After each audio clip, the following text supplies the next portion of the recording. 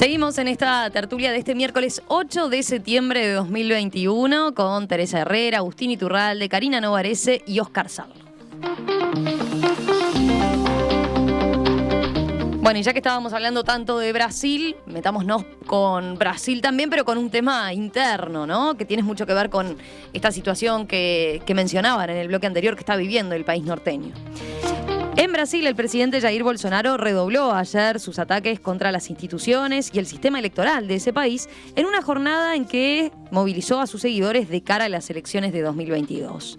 En plena caída de popularidad y en guerra abierta con el Supremo Tribunal Federal, el mandatario convocó a marchas en varias ciudades del país con motivo del Día de la Independencia. Por la mañana, arengó a sus partidarios en Brasilia antes de viajar a São Paulo, donde, según la policía, reunió a 125.000 personas. Nós queremos eleições limpas, democráticas, com voto auditável e contagem pública dos votos. Não podemos ter eleições que parem dúvidas sobre os eleitores. Nós queremos eleições limpas, auditáveis e com contagem pública dos mesmos. Se entendía, ¿no? Pero por las dudas, queremos elecciones limpias, democráticas, con conteo público de los votos. No puedo participar en una farsa como la que defiende el Supremo Tribunal Federal, dijo Bolsonaro ante una multitud en la céntrica Avenida Paulista. El presidente brasileño lleva varios meses cuestionando la fiabilidad de las urnas electrónicas que funcionan desde 1996 y lo condujeron a él mismo en sucesivos mandatos a la Cámara de Diputados y a la presidencia en 2018. Sus críticas, para las cuales no ha presentado pruebas, hicieron que justamente el Supremo Tribunal Federal y la Justicia Electoral abrieran investigaciones en su contra. Dirigiéndose ayer a sus partidarios, Bolsonaro fustigó a los jueces de ambos tribunales y aseguró que solo Dios lo sacará del poder. Solo salgo preso, muerto o victorioso, complementó el mandatario, que fue multado por el gobierno estatal por no usar mascarilla facial en medio de la emergencia sanitaria. Paralelamente, en 160 ciudades de Brasil, incluidas grandes urbes como São Paulo, Brasilia y Río de Janeiro, hubo concentraciones contra el mandatario convocadas por partidos políticos de izquierda y organizaciones sociales. En esas marchas se repudió la actitud reaccionaria de Bolsonaro, la gestión del coronavirus y el elevado costo de los alimentos básicos. En varias movilizaciones se desplegaron pancartas pidiendo el juicio político a Bolsonaro y a favor del expresidente Luis Inácio Lula da Silva. ¿Cómo empezamos en este caso? A ver, ¿quién quiere empezar? ¿Teresa? ¿Quieren? Dale, que levantó la mano primero. Sí, bueno, a mí en realidad Bolsonaro, me parece siempre una contradicción con patas, ¿no? Pero, por ejemplo, ahora habla de la judicialización de la política y que está en contra de que el Supremo Tribunal Militar sea, es un lapsus correcto el mío igual, que el Supremo Tribunal se haya pronunciado en contra o esté planteando cosas, cuando él tuvo a Moro de ministro de Justicia, cuando fue el primero que celebró todo lo que... Y bueno, y convengamos que Moro no era el Supremo Tribunal, no era apenas un juez de un estado, donde, bueno, y que después la historia fue demostrando todo lo que significó todo ese proceso, al cual no me voy a referir ahora, pero... a mí me parece que esa es ya de pique es una contradicción brutal, ¿no? Es decir, cuando estaban atacando a mis enemigos me servía, ahora que me atacan a mí ya no me sirve para nada. Pero lo que más me preocupa es el riesgo de golpe de Estado en Brasil, ¿no? Es decir, este señor que está diciendo que no se va, que se queda, que no piensa moverse de ninguna manera, que no piensa tener ningún tipo de cosa... de avance en este sentido. Me parece que realmente, perdón, me parece que realmente tenemos que Para aplacar la fiera, aplacar la fiera y después seguimos. Hable otro, que yo me silencio. Dale, es que le molestó la llamada esa en el celular en plena tertulia, ¿no? Entonces está bien, está indignada. Perdón. Está bien indignada. Están trayendo algo. Yo vi era eso. No, bueno. Está bien. ¿Quién sigue? Bueno, si quieren, dale, Karina. Dejamos a que la fiera se recupere y sigo yo un poquito. A ver, el peligro gigantesco ahora es Bolsonaro y sus tendencias que teníamos más que claras hacia lo dictatorial. A ver, es cierto que fue electo legítimamente, pero ha tenido una cantidad de demostraciones antes y después de ser electo que no son no se pueden pensar dentro de un proceso democrático. Y a eso se le agrega en este momento que está con un nivel de popularidad bajísimo. Creo que es de cerca del 24 o 25%.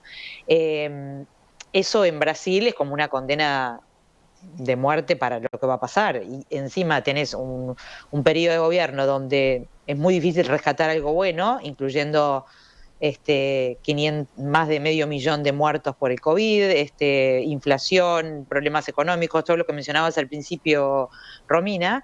Entonces, bueno, Lula o quien sea de la izquierda que se presenta tiene altas chances de en el próximo periodo, que es el año que viene las elecciones, que le vaya muy bien.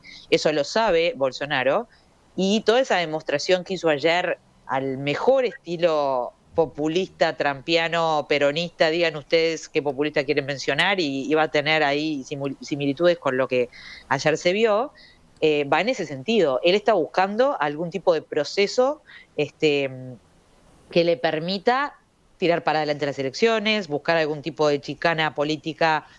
¿Cuál encuentra? No sabemos, y cuál permite el pueblo brasilero que encuentre tampoco lo sabemos, pero es muy peligroso lo que está pasando ahora. No es solamente una manifestación a favor y en contra de Bolsonaro. ¿Puedo completar un minutito? Disculpe, dale. Ya apliqué la fiera, ya atendí la puerta, ya hice todo. No, justamente en la misma línea, mi preocupación iba en la misma línea de lo que está planteando Karina, ¿no? Si cuando yo dije tengo preocupación de golpe, por eso, porque además me parece que su actitud, no nos olvidemos que su gran ídolo es Trump. Y yo, la verdad que ayer, cuando veía las declaraciones de lo que planteaba y todo lo demás, me acordaba de la horda en el Capitolio, me acordaba, ¿no?, de una serie de cosas que yo decía, bueno, a ver, Estados Unidos aguantó, pero todos sabemos lo que es Brasil y la debilidad institucional que tiene Brasil. Exactamente. Entonces, en realidad me preocupa por eso, porque me parece que es un país que institucionalmente está muy débil como para poder soportar embates de este tipo. Además, cuando él, por eso yo decía lo del Supremo Tribunal, cuando él además, Supremo Tribunal Militar, cuando él además tiene, todos sabemos, un muy buen vínculo con todo lo que significa, por lo menos, amplios sectores de las Fuerzas Armadas, ¿no? Entonces, realmente me preocupa esto de no me voy. ¿Qué significa no me voy? Sí. Significa que me quedo como dictador, porque cuestiona además el sistema electoral, o sea, no le falta nada, tiene todo, ¿no? Digo, das vuelta ese caldo y de ahí sale un golpe de Estado, ¿no? Hay algunas crónicas que también ponen de manifiesto lo que eran las manifestaciones de la gente, ¿no? También con algunos mensajes que dan indicios de lo que estaban planteando y de lo que alienta el mensaje de Bolsonaro. Señalaban, por ejemplo, que había muchos partidarios de Bolsonaro, bolsonaristas, digamos, que estaban con banderas nacionales, y algunos llevaban lemas golpistas, como un hombre que agitaba un cartel que decía intervención cívico-militar como limpieza de las instituciones. Y había otro que fue consultado por la agencia AFP, por ejemplo, que decía, le estamos diciendo que sí al presidente y a las Fuerzas Armadas para que intervengan. Ellos son los únicos que protegen nuestra libertad. A partir de este 7 de septiembre podrán hacerlo.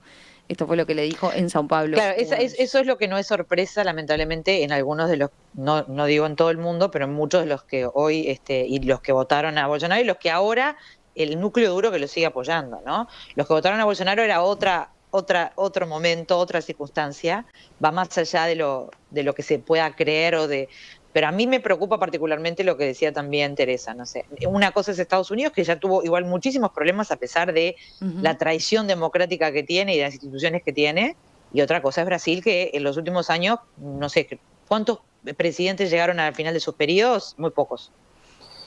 a mí me preocupa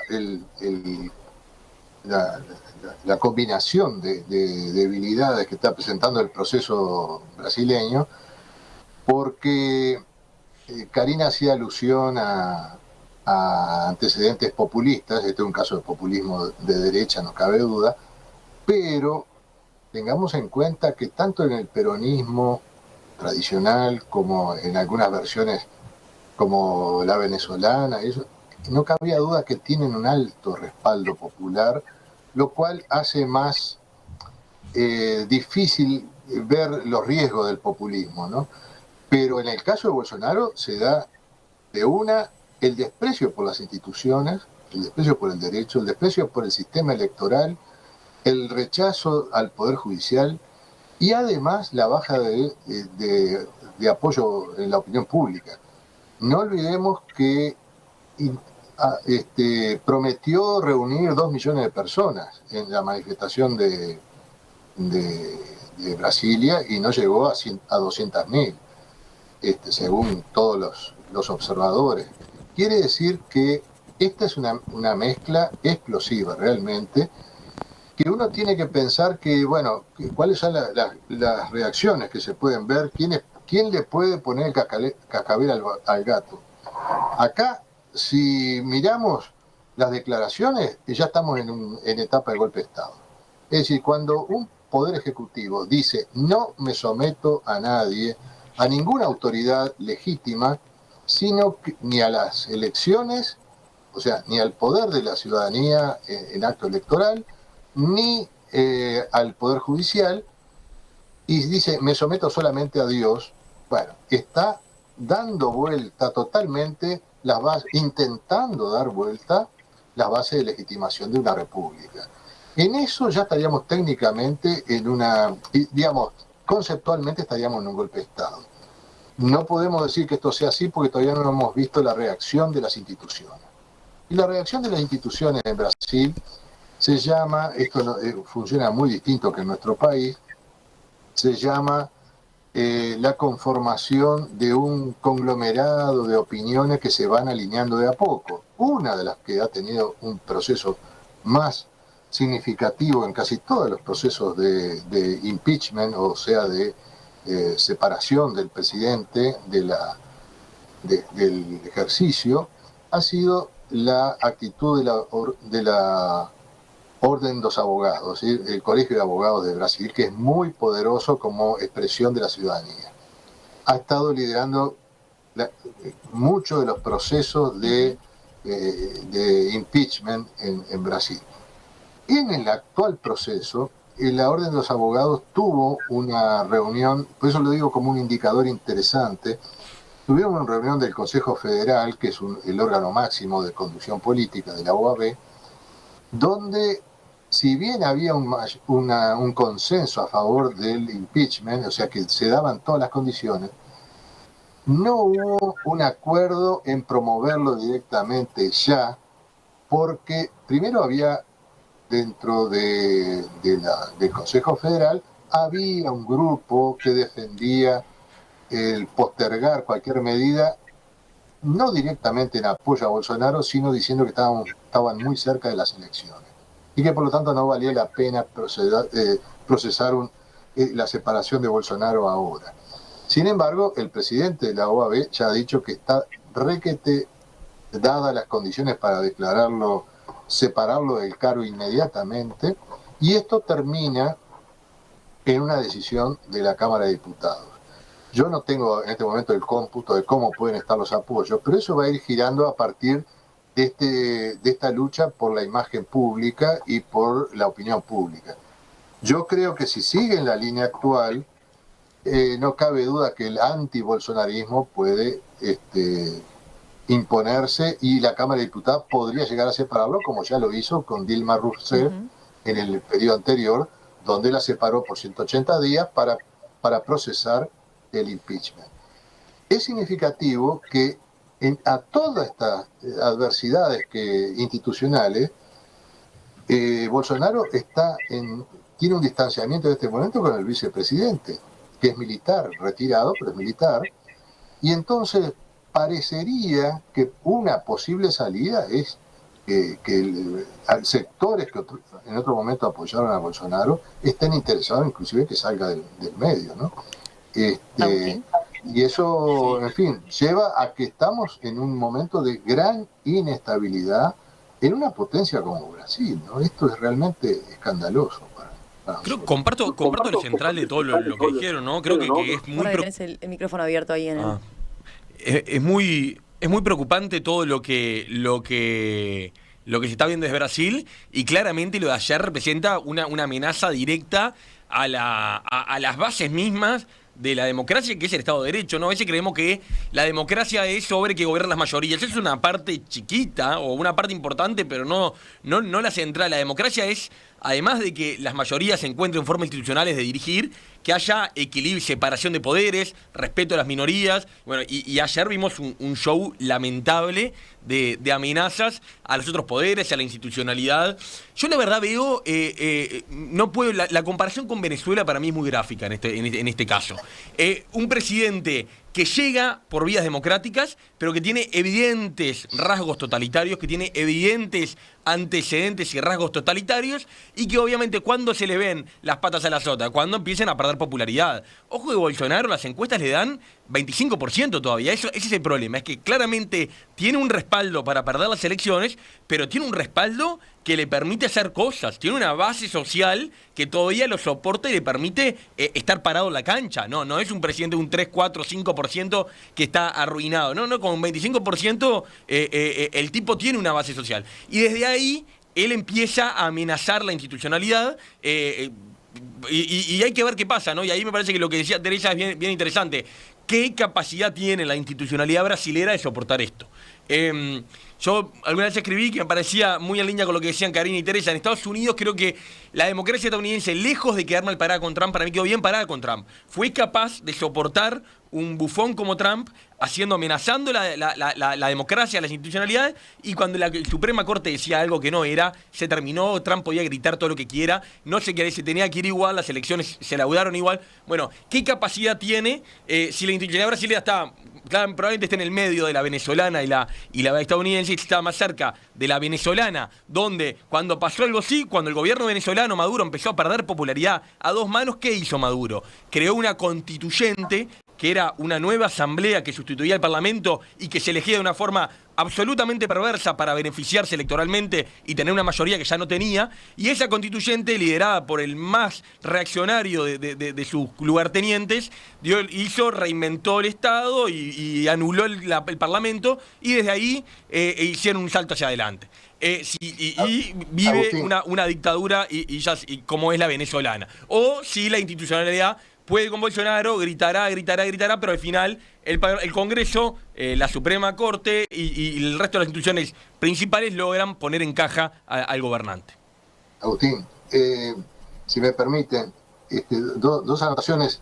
Una, confirmando lo que decías sobre los respaldos y cómo se ponen a prueba las instituciones, yo diría, y conviene siempre recordarlo porque es parte de la excepcionalidad uruguaya, Uruguay pasó la prueba más difícil, que fue cuando el presidente Valle, hacia el 2002, su popularidad llegaba al 6%, y las instituciones resistieron sin la menor ansiedad de parte de la oposición de izquierda, que se venía con todo. Sin embargo, algunos sí intentaron sacarlo.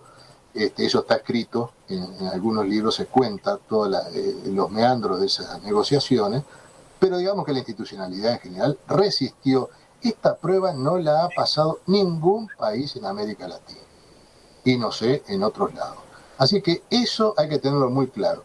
Sobre la perversión de la salida en Venezuela, que estoy de acuerdo, simplemente anoto que ese mecanismo perverso de convocar a la constituyente está en la Constitución venezolana. O sea que eso es un debe que tienen los constitucionalistas que redactaron esa Constitución y los juristas que no vieron lo que habían avalado cuando se votó.